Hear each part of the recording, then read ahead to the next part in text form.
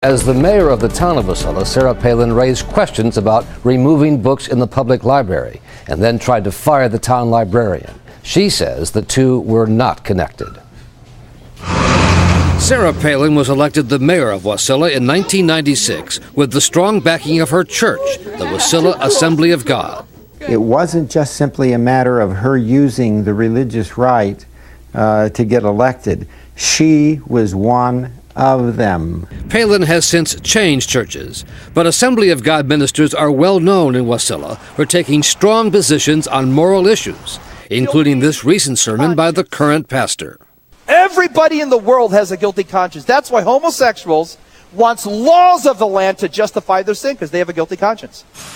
Around the time Palin became mayor, the church and other conservative Christians began to focus on certain books available in local stores and in the town library, including one called Go Ask Alice and another written by a local pastor, Howard Bess, called Pastor I Am Gay. This whole thing of controlling, information, censorship, yeah, that's a part of the scene. Not long after taking office, Palin raised the issue at a city council meeting of how books might be banned, according to news accounts and a local resident, a Democrat, who was there. Mayor Palin asked the librarian, "What is your response if I asked you to remove some books from the collection of the Wasilla Public Library?" The Wasilla librarian, Mary Ellen Edmonds, the then president of the Alaska Library Association, responded with only a short hesitation.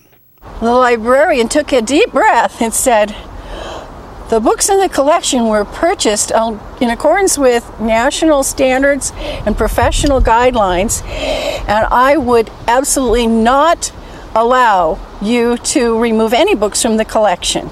A former town official and Palin ally says Palin's questions were only rhetorical. There were no specific books that were ever banned from the city. Mayor Palin did inquire of the librarian about the policy of removing books from the library. A few weeks after the council meeting, the mayor fired the librarian, although she was reinstated after a community uproar. You'd like to hope that elected officials understand the role of the librarian in democracy, that is, to provide access to information to everybody in the community.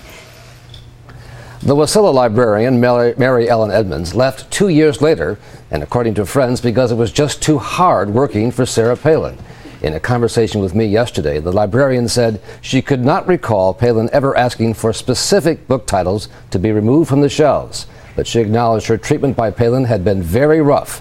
"I just don't care to revisit that time of my life," she told me. Robin? I'm sure, Brian, there's so much out there on the internet, and much of the information is wrong. In fact, in response to your story right there, the McCain campaign sent out this 3 pages to us, and they're trying to shoot down as much as they can. In fact, there was on the internet about a long list of books. That just wasn't true. That's not true. That long list of books that some may have seen on the internet, that's simply made up. That was not part of this discussion. The mayor did raise the question of how to get books off the shelf. If people were picketing the library, would you take books off the shelf? The librarian was offended by that, as were members of the Alaska Library Association, who to this day remain very wary of Sarah Palin. All right. Thank you for separating fact from fiction. All right, Brian, thanks so much.